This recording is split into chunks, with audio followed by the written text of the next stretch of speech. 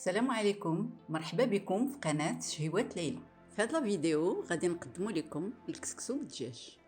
غادي نحتاجو دجاج مقطع طريفات، نص كيلو د الكسكسو من الحجم المتوسط، خيزو، المكور، القرعة الحمراء، القرعة الخضراء، اللفت والبطاطا، مطيشة مقشرة ومقطعة، الفول، وكيبقى اختياري جوج بصلات كبار مشلضين، زلافه ديال الحمص مفزق ليله قبل، معلقه كبيره ديال الملحه، معلقه صغيره ديال الخرقوم، معلقه صغيره ديال البزار، معلقه كبيره ديال السكينجبير، معلقه صغيره ديال السمن، الفلفله حاره، جوج معالق كبار ديال مركز الطماطم، كاس لاروب ديال زيت المائده، وربيطه ديال القزبر ومعدنوس.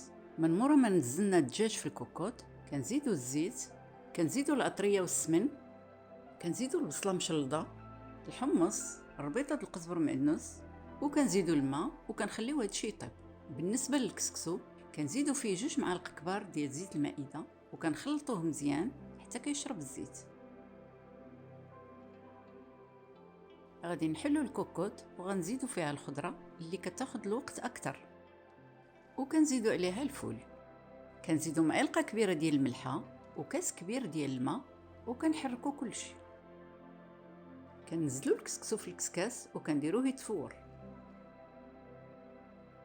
من مورا 10 دقائق كنزيدو الخضر اللي ما كيشدوش لينا الوقت بزاف، كنزيدو عليهم الفلفله الحاره، مطيشه مقطعه، كنزيدو مركز الطماطم وكنخليوهم يطيبوا. ملي كنشوفوا البخار كيطلع من الكسكسو كنرجعوه للقصريه، كنزيدو عليه كاس ديال الماء، كنحركوه مزيان وكنرجعوه مره اخرى يتفور.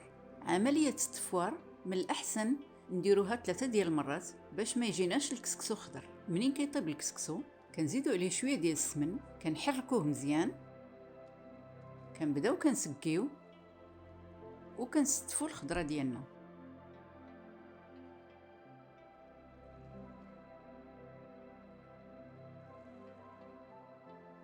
هذا هو الكسكسو ديالنا، كنتمنى يكون عجبكم، والى اللقاء.